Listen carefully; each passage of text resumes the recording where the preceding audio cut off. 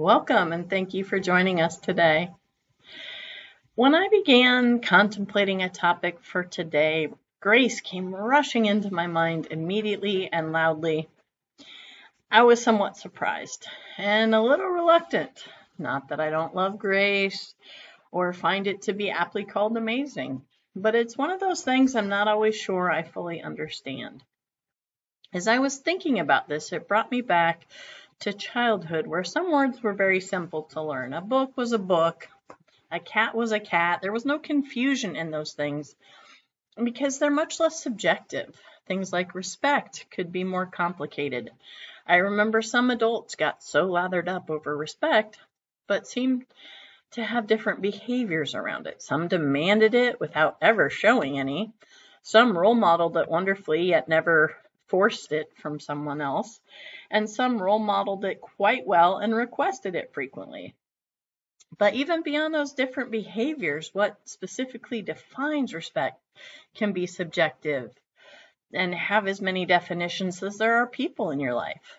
In fact, I think being able to create a shared definition of the word, or at least developing a clear understanding of the other person's definition of that word and any words, is an enormous impact on every type of relationship. For me, my general grasp of the word came when I realized that what I felt from my Uncle Rick was that he had cancer and he'd lost a leg to it. The doctors had not thought he'd make it as long as he did. He was a family man, and I still believe it was his love and commitment to his family that had him greatly outlast even the most optimistic prognosis. He could be gruff and did not tolerate too much fooling around, but the way I saw him show up in the world had me listen to him and care deeply if he scolded me about something. Now, my uncle, who yelled at his family all the time, got a very different reaction from me.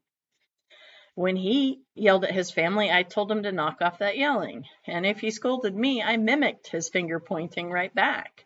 Respect, that certainly was not. Once I recognized that how I felt about Uncle Rick was that thing that people got so worked up over, I was able to expand the number of people in my world that I did feel that for and wanted to express that to. Grace has been even more complicated for me. On top of the potentially subjective nature of how people define it, you also have grace as something you say before a meal.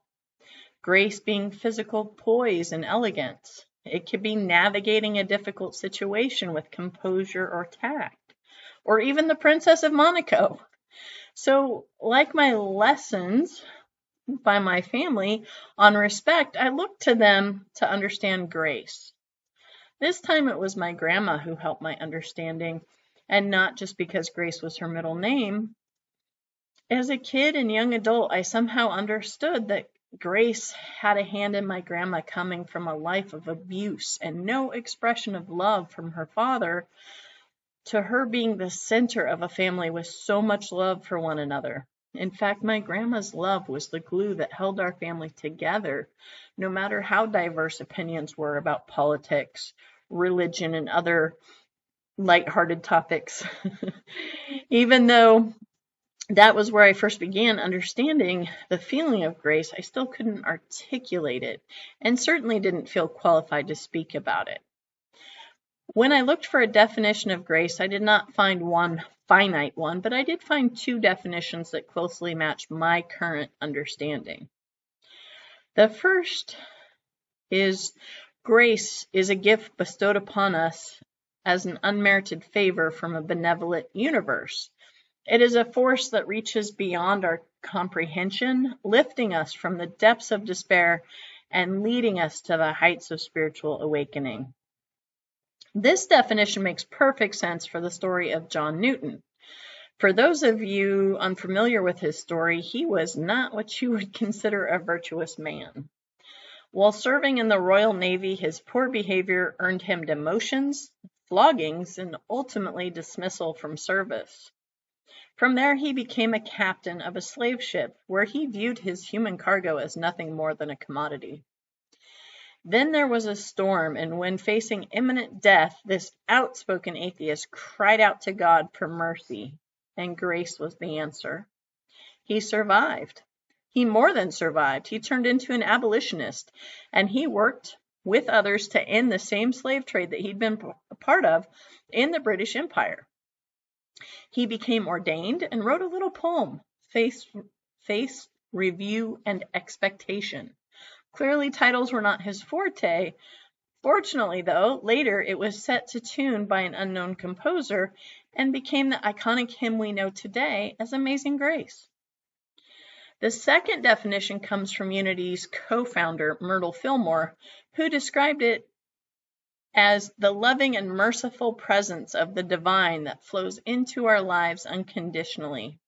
It is the expression of God's infinite love and forgiveness, regardless of our past mistakes or shortcomings. Grace is not something we need to earn.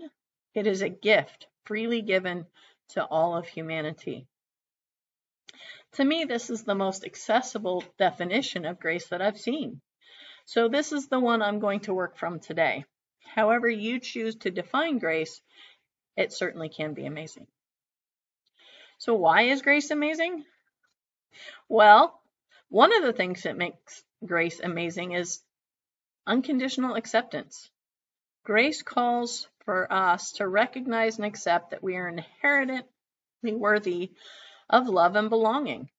It reminds us that we do not need to strive or prove ourselves to be deserving. In moments of vulnerability, when we feel flawed or inadequate, grace shines upon us, assuring us that we are accepted just as we are. Just imagine a world full of people who knew and were present to that moment by moment. We are worthy of love and belonging. We do not have to prove ourselves to be deserving, and we are accepted just as we are. Amazing indeed. Grace can also be liberating and free us from limiting beliefs and chains of our own self-doubt. It allows us to release the weight of past mistakes and enables us to forgive ourselves and others. Through grace, we find the courage to embark on new beginnings and embrace the limitless possibilities that lie before us. Grace is a catalyst for personal and spiritual growth, as in the story of John Newton. It calls us to rise above our circumstances, to learn from our challenges, and to cultivate compassion and understanding as we open ourselves to the transformative power of grace. We discover that even in the face of adversity, we have the strength to overcome and flourish. Myrtle Fillmore's teaching on grace reminds us that we are not defined by our past or present circumstances. We have the power to rise above any challenges and transform our lives through the power of divine grace. By aligning our thoughts and actions with the higher spiritual truths, we open ourselves to the flow of grace, which brings healing, transformation, and abundance into our lives. So how do we align with those spiritual truths and invite grace in? Well, as many things, first, cultivating our awareness. To experience the fullness of grace, we must open our hearts and minds to its presence. It's also helpful to have quiet contemplation or meditation so that we can hear or feel grace embracing and guiding us. And of course, my favorite method for experiencing all of these lovely spiritual principles, surrendering.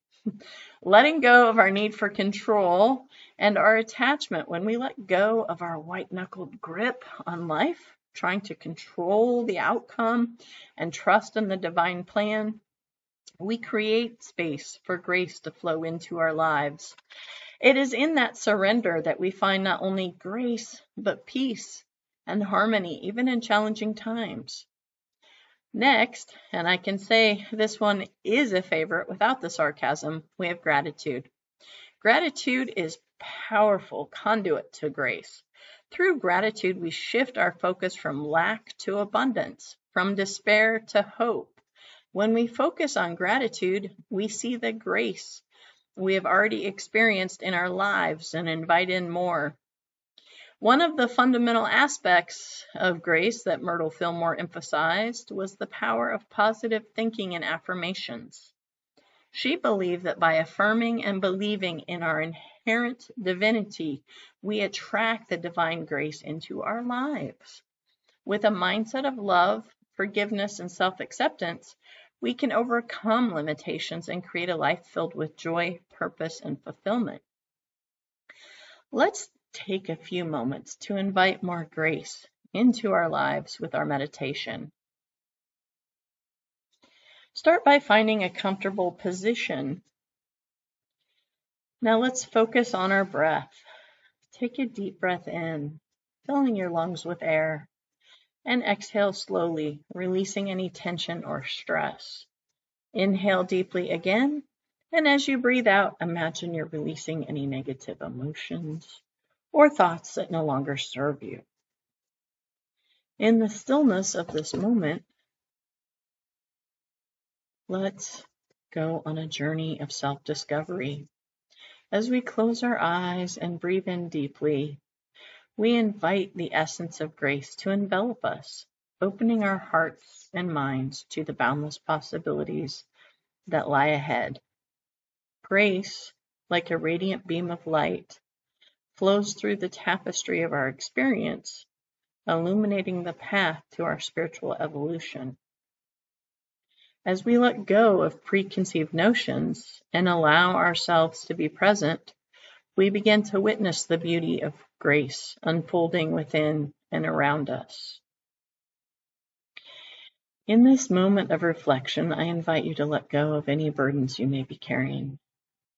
The weight of regrets, the shackles of self-doubt, and the limitations of the past. Imagine these heavy anchors dissolving, freeing you to soar to new heights. As you release, you make space for grace to enter, a benevolent energy that nurtures and uplifts. As you continue to breathe deeply, let's bring our awareness to the concept of grace. Imagine a warm, gentle light surrounding you, representing the grace that exists in the universe. This light is filled with unconditional love, compassion, and acceptance. It is always available to you, ready to shower its blessings upon you. Visualize this divine light filling your entire being with radiant energy. Feel its warmth and love embracing you, enveloping you in a cocoon of grace. As you bask in this divine presence, feel any burdens or regrets being lifted from your heart. Allow yourself to be fully open to receiving this grace, knowing that you are deserving of its blessings. Now let's shift our focus to gratitude. Take a moment to reflect on areas of your life where grace has touched you. It could be a moment of forgiveness, a second chance, an unexpected blessing that has come your way. Feel the profound gratitude welling up within you as you recognize the grace that has been bestowed upon you. As you continue to breathe deeply, repeat the following affirmations silently. I am open to receiving the grace that surrounds me. I am deserving of divine love and compassion. I am grateful for the blessings of grace in my life. Let these affirmations resonate within you, embracing the truth of your worthiness and the boundless grace that surrounds you. As we get ready to sit in silence for a minute, allow yourself to be present with the sensations of grace and gratitude. If any thoughts or distractions arise, acknowledge them without any judgment and gently bring your focus back to your breath and the concept of grace. And we begin.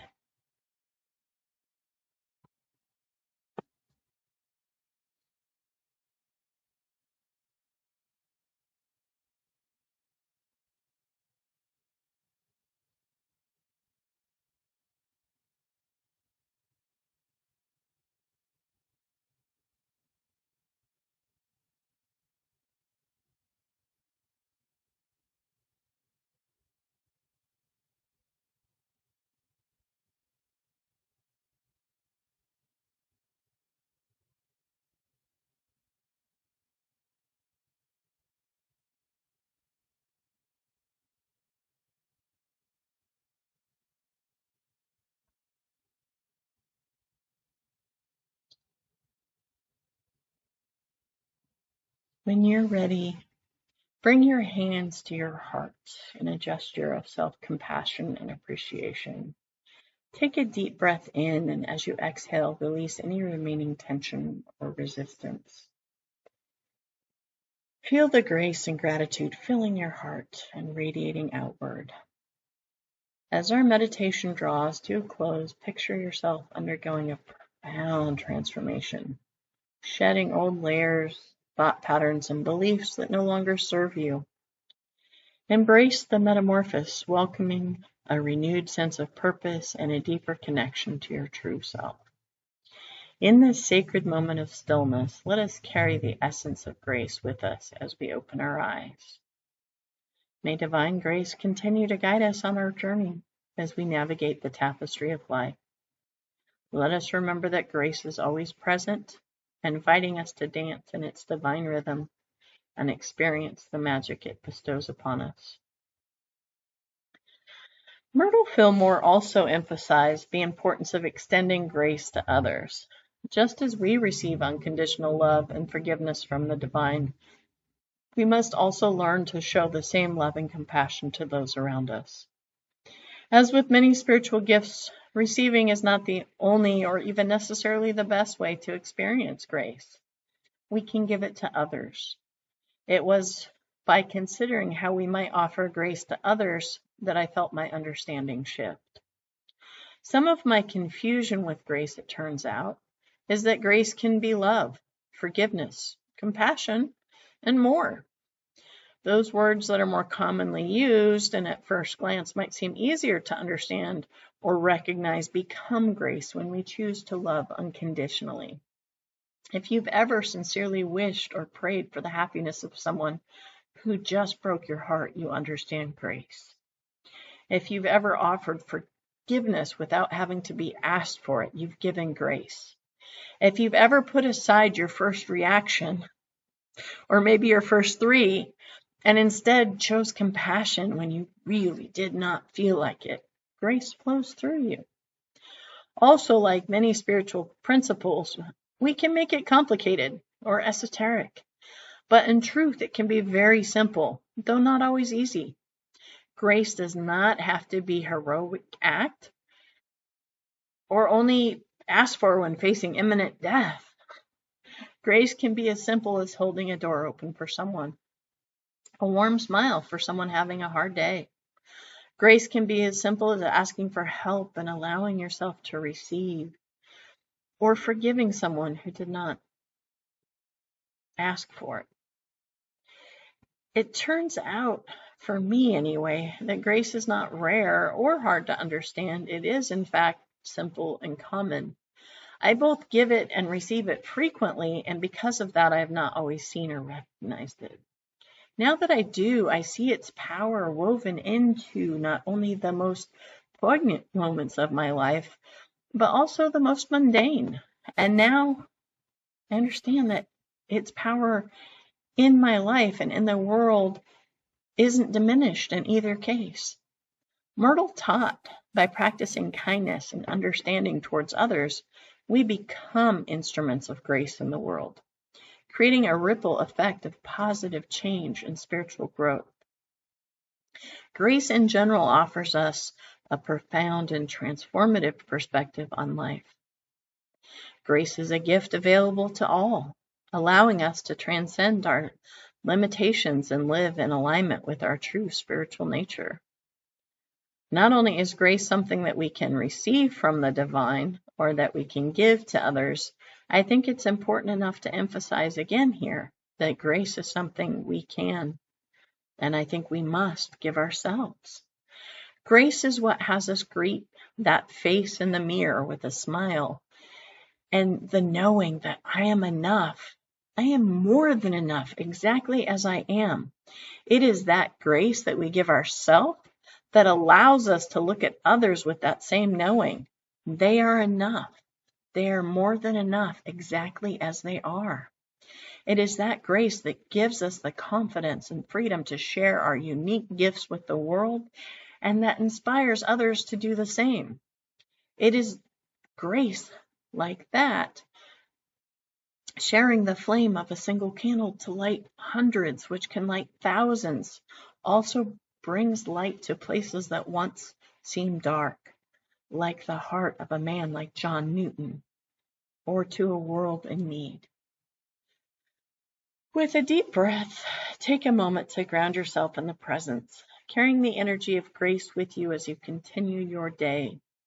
You are a vessel of grace, capable of radiating its light into the world and inspiring others to embark on their own transformative journey. As we go forth, let us embody the wisdom of grace, embracing each moment with an open heart and a mind attuned to the limitless possibilities that await. And so it is. Thank you.